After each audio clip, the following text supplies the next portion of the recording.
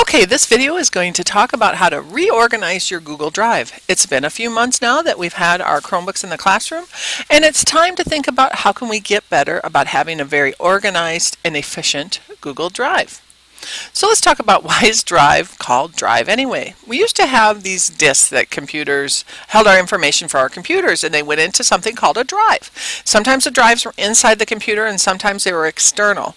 But now what Drive stands for is that it's everything that we used to save on our computer, but it's up in the cloud, it's on the internet.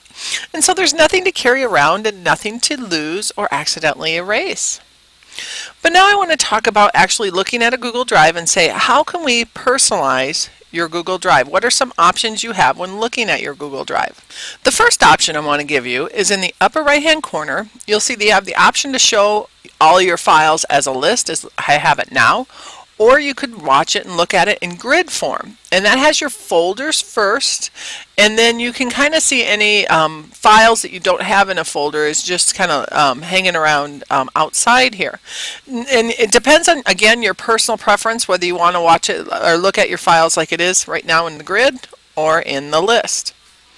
Another option you have is you can change the color of any folder. If you click out in front of a folder and you go to More, you can go to Change Colors, and you have a wide variety of colors to choose from. So know that you can highlight and change your colors of your folders to make it a little bit more easier to spot.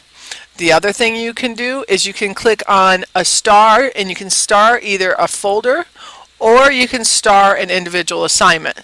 Then you can look at just the starred information and you can decide what you still have to work on. So it might be a good plan to star information that's in progress. So now let's talk about what are some tips for success. First of all, making folders. I think it really does help to have all of your information in set aside folders and using colors to identify different classes in your folder, and also to arrange your Google Drive files and put every single file into a folder.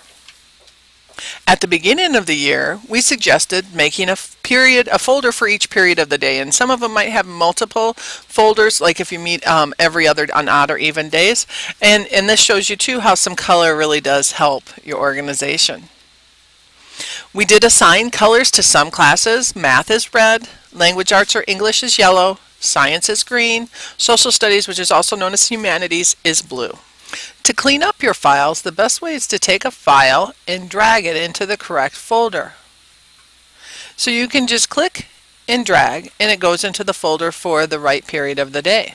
Once you organize your drive into folders, when you want to start a new project, you click on the folder that you're in and then you can create a new project. And don't forget that it really does help to name the document appropriately.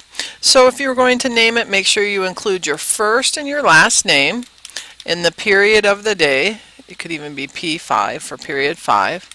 And then be specific on what the paper is about. So you'll know what the paper was about if you look at it in the future, and when you're sharing it with your teacher, they're going to understand what you're working on as well. The last thing I want to show you is different ways to see your drive. Now if you notice here where it says My Drive and you have all of your folders listed here, I can get rid of all those folders by just clicking on that little arrow. If I click on the word Recent or the last opened by me here, same effect, I see all of the recent things I've been working on. If I click on the word Title or My Drive and Title, it's going to put everything in alphabetical order.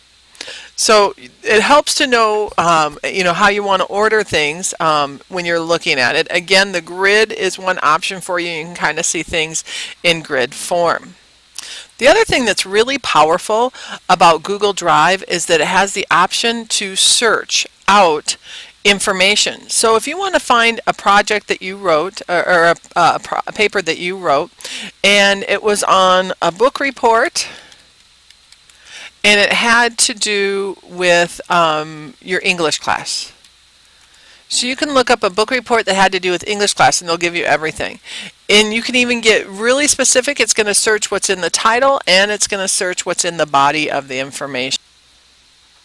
Now take the time to go through your Google Drive and apply the tips that we have just shared with you.